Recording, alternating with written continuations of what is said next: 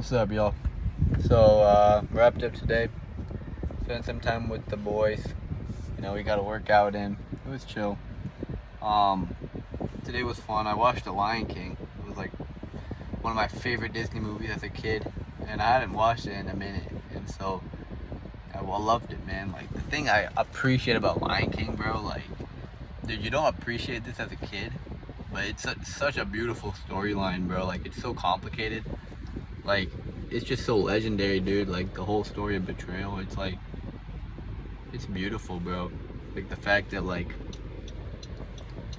it's just beautiful, man. Like every single scene in the original film, it's like so deep. It goes layers and layers deep, and every single character is so nuanced. It's just amazing, man. As you get older, you start to appreciate the little things like that. And I know I'm a Disney nerd, but it's whatever, bro.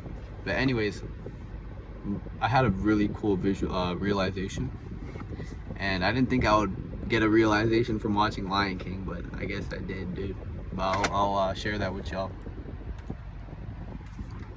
But essentially, what it was I was watching, and specifically, Simba, he leaves the Pride Lands because obviously, you know, Mufasa dies, and Scar essentially gaslights him into thinking he's the reason of his father's death. So think about this, bro. He's leaving, and as a young cub, he has so much trauma already. Like he has the trauma of thinking that he murdered his dad, of his dad being dead, like him seeing his dad die, and also the fact that he'll never like talk to his mom, his dad, or his best friend slash future wife Nala ever again. So, and he lost his home, so it's like so much trauma. And so it makes sense for him to like want to escape the past, because like he went with Pumbaa and Timon, the whole Hakuna Matata shit in the jungle, like eating the bugs and shit, like living a chill life.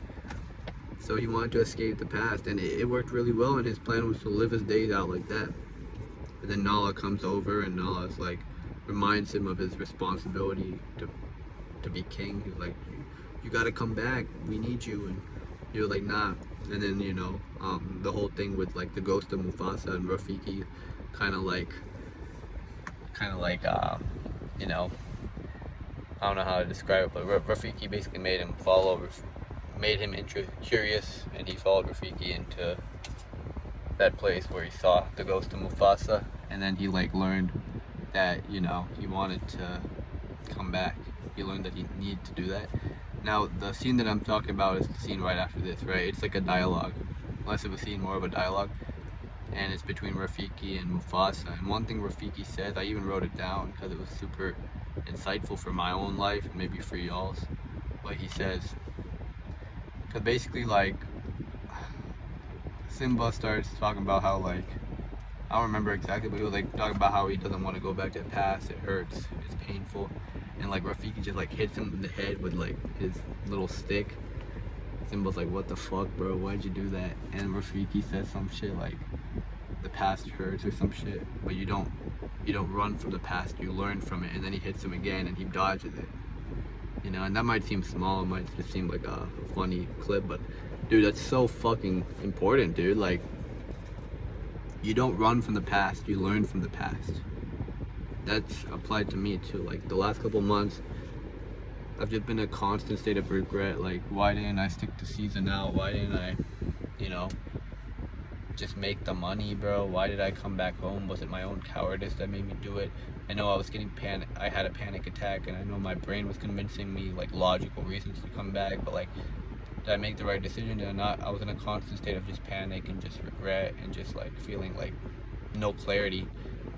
And this made me realize, like, listen, like, I was trying to escape, man. Like, I'm not a guy who likes to escape things, but this had gotten me to such a state of mental turmoil that I was trying to escape from like scrolling weed and bad habits.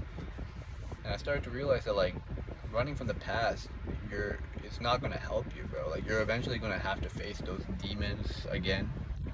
You're gonna have to face your past again, essentially.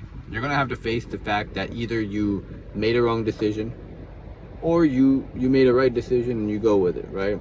The only thing you can do is move forward and learn. Learning is the most important thing, bro. That's actually the biggest mindset shift that I've had over this past year, and kind of lost my way these last 2 months, but this movie made me realize that this is what I had been doing that enabled me to like do so well this past year and work so hard, because like I learned from my mistakes. I've made more mistakes than, like, I don't know, bro. Like I'm let me tell you, bro, like I am an idiot, bro. Like I made so many mistakes in my life. I've been so lazy. I'm still lazy, but I'm going to be successful, bro. I have it in me. I know I'm going to. It's a belief that will take you far, but the actions will follow. But anyways, it's about learning from your past, right? So what did I learn from this experience, man? I learned a lot, man.